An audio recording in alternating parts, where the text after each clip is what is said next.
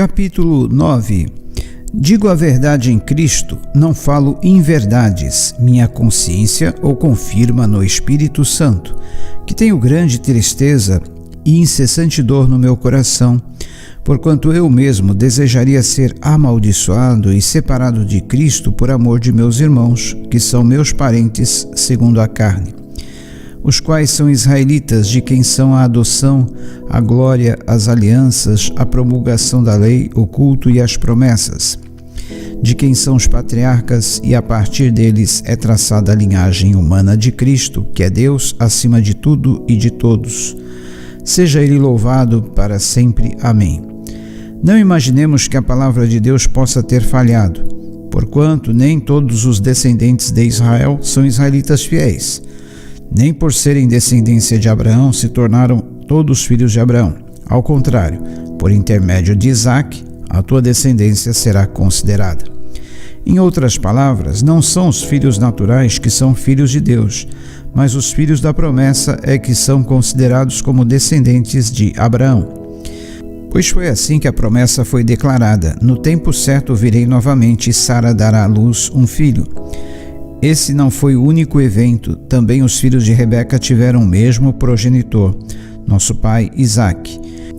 Contudo, antes mesmo que os gêmeos nascessem ou realizassem qualquer obra boa ou má, para que o plano de Deus segundo a eleição permanecesse inalterado, não por causa das obras, mas sim por aquele que chama.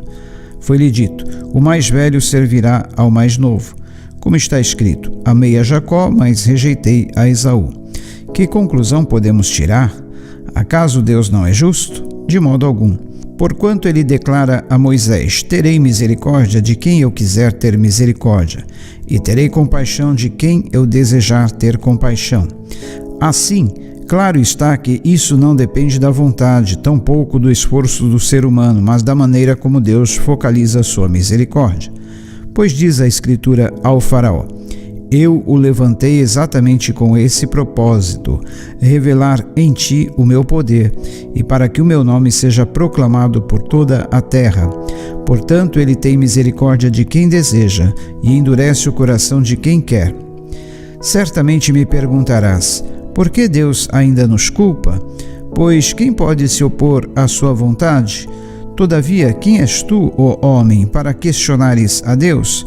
Acaso aquilo que é criado pode interpelar seu Criador, dizendo: por que me fizeste assim? Ou o oleiro não tem todo o direito de produzir do mesmo barro um vaso para fins nobres e outro para usos menos honrosos? Mas o que tens a dizer se Deus suportou com muita longanimidade os vasos da ira, preparados para a destruição, porque desejava manifestar a sua ira e tornar conhecido o seu poder, a fim de que fossem conhecidas as riquezas da sua glória para com os vasos de sua misericórdia, que preparou com grande antecedência para a glória, quero dizer, a nós próprios, a quem convocou, não apenas dentre os judeus, mas igualmente dentre todos os gentios? Como diz ele também em Oséias: chamarei meu povo a quem não é meu povo, e chamarei minha amada a quem não é minha amada. E mais, acontecerá que no mesmo lugar em que lhes foi declarado: vós sois meu povo, aí serão chamados filhos do Deus vivo. Também Isaías proclama em relação a Israel: ainda que o número dos israelitas seja como a areia do mar, apenas o remanescente é que será salvo. Porquanto o Senhor executará sobre a terra a sua sentença rápida e de uma vez por todas. E como dissera Isaías anteriormente: se o Senhor dos exércitos não nos tivesse deixado descendentes, já estaríamos como Sodoma e Gomorra. A que conclusão chegamos? Os gentios que não procuravam justiça a receberam, uma justiça que vem pela fé. Entretanto, Israel, que buscava uma lei que trouxesse justiça, não a alcançou. E por que não? Porque não a buscava pela fé, mas como que por meio das obras. Eles tropeçaram na pedra de tropeço. Como está escrito: eis que ponho em Sião uma pedra de tropeço e uma rocha de escândalo, mas aquele que nela confia jamais será envergonhado. Capítulo 10. Caros irmãos, o desejo do meu coração e a minha oração a Deus em favor dos filhos dos israelitas é que eles sejam salvos. porquanto sou testemunha quanto ao zelo que eles devotam a Deus. Contudo, o seu zelo não tem como base o real conhecimento. Pois não reconhecendo a justiça que vem de Deus e buscando estabelecer a sua própria, não se submeteram à justiça de Deus, porque o fim da lei é Cristo, para justificação de todo o que crê. Ora, Moisés ensina desta maneira sobre a justiça que vem da lei. O homem que pratica a justiça proveniente da lei viverá por meio dela. Todavia, a justiça que vem da fé declara: não digas em teu coração, quem subirá aos céus, isto é, para trazer do alto a Cristo, ou ainda, quem descerá ao abismo, isto é, para fazer Cristo subir dentre os mortos. Mas o que ela diz? A palavra está bem próxima de ti, na tua boca e no teu coração, ou seja, a palavra da fé que estamos pregando. Se com a tua boca confessares que Jesus é Senhor e creres em teu coração que Deus o ressuscitou dentre os mortos, serás salvo. Porque com o coração se crê para a justiça e com a boca se faz confissão para a salvação. Conforme diz a Escritura, todo o que nele crê jamais será decepcionado. Portanto, não há distinção entre judeus e gentios, pois o mesmo Senhor é Senhor de todos e abençoa ricamente todos os que o invocam, porque todo aquele que invocar o nome do Senhor será salvo. No entanto, como invocarão aquele em quem não creram? E como crerão naquele de quem nada ouviram falar? E como ouvirão se não há quem pregue? E como pregarão se não forem enviados? Como está escrito, como são maravilhosos os pés dos que anunciam boas novas. Mesmo assim, nem todos os israelitas aceitaram o evangelho, porquanto declarou Isaías: Senhor, quem acreditou em nossa mensagem? Como consequência, a fé vem pelo ouvir as boas novas, e as boas novas vêm pela palavra de Cristo. Mas então indago, será que não ouviram? É evidente que sim. Por toda a terra a sua voz ecoou, e as suas palavras até os confins do mundo. Ora, questiono outra vez, será que Israel não compreendeu a mensagem? Em primeiro lugar, Moisés proclamou: farei que tenham ciúmes de quem não é meu povo. Eu os provocarei a ira por meio de um povo sem entendimento. E Isaías declarou com toda a ousadia: fui achado por aqueles que não me procuravam, revelei-me àqueles que não perguntavam por mim. Quanto a Israel, no entanto, afirmou: o tempo todo estendi as mãos a um povo desobediente e rebelde. Capítulo 11. Indago, portanto, acaso Deus rejeitou o seu povo? De forma nenhuma. Ora, eu mesmo sou israelita, descendente de Abraão, da tribo de Benjamim. Deus não desprezou seu povo, o qual de antemão conheceu. Ou não sabeis o que a Escritura diz sobre Elias, como ele clamou a Deus contra Israel, segundo afirma a Escritura? Senhor, assassinaram os teus profetas e destruíram os teus altares, e somente eu permaneci, e agora procuram matar-me também. Entretanto, o que lhe declarou a resposta divina: reservei para mim 7.000 homens que não dobraram os joelhos diante de Baal. Assim, pois, em nossos dias há igualmente um remanescente separado pela eleição da graça. Porquanto, se é pela graça, já não é mais pelas obras. Caso fosse, a graça deixaria de ser graça. A que conclusão chegar? Israel não conseguiu a bênção pela qual tanto buscava, mas os eleitos a receberam. Os demais foram endurecidos. Como está escrito, Deus lhes deu um espírito de entorpecimento, olhos para não enxergar e ouvidos para não escutar, até o presente dia. E Davi afirma que a mesa deles se transforme em laço e armadilha, pedra de tropeço e em retribuição para eles.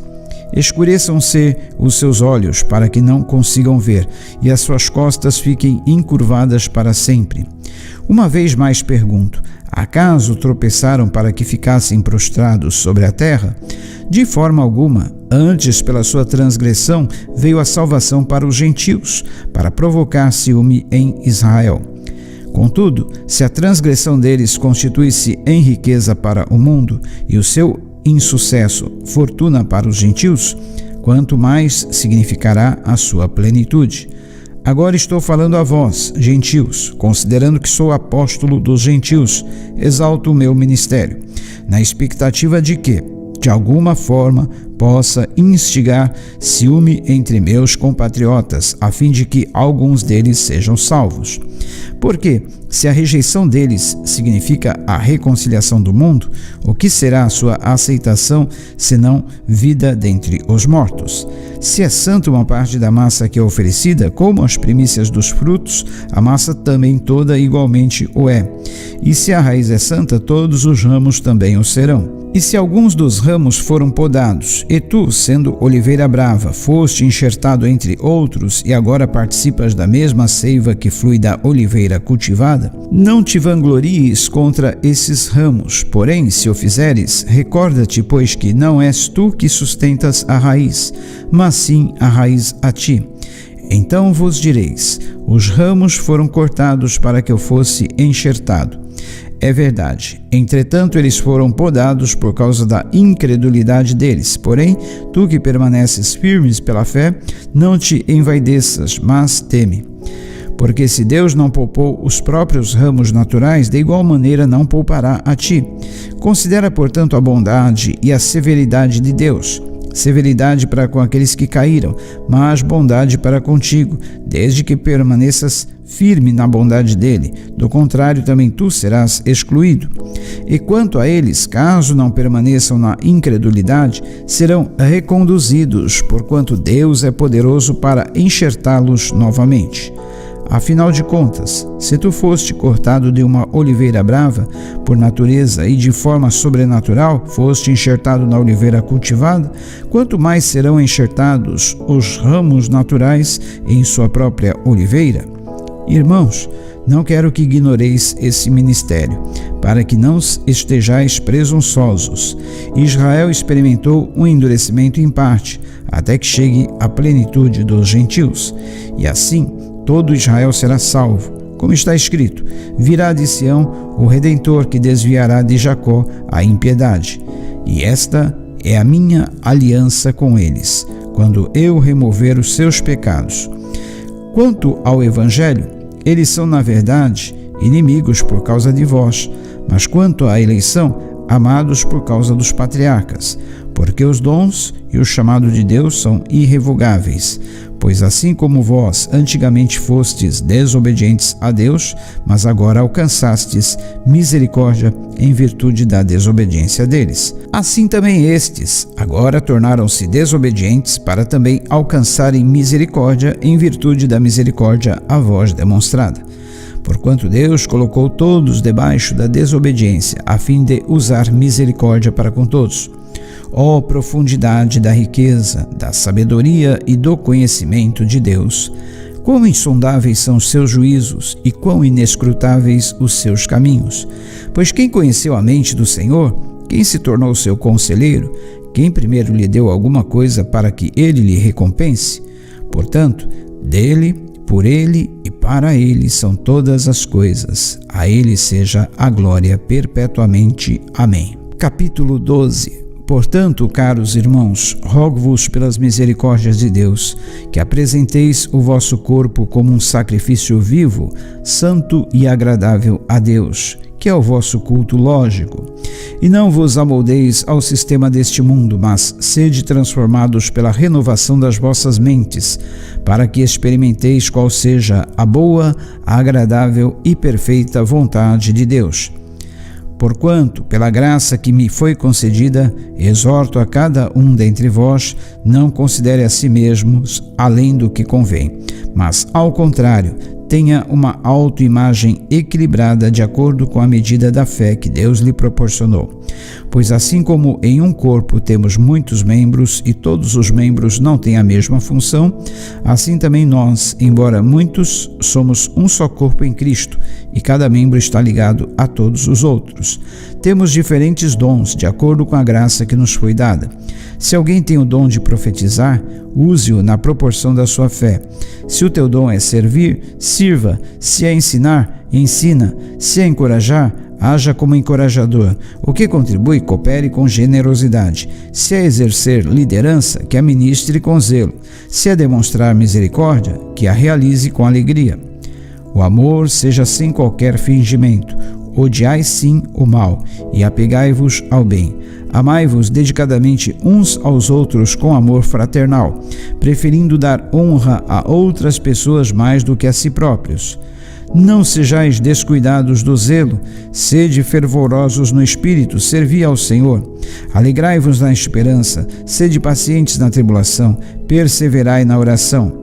Cooperai com os santos nas suas necessidades, praticai a hospitalidade. Abençoai os que vos perseguem, abençoai e não amaldiçoeis. Alegrai-vos com os que se alegram, chorai com os que pranteiam. Vivei em concórdia entre vós. Não sejais arrogantes, mas adotai um comportamento humilde para com todos.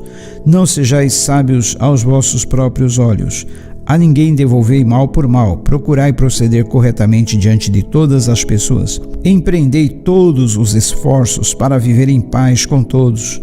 Amados, jamais procurai vingar-vos a vós mesmos, mas entregai a ira a Deus, pois está escrito: minha é a vingança, eu retribuirei, declarou o Senhor.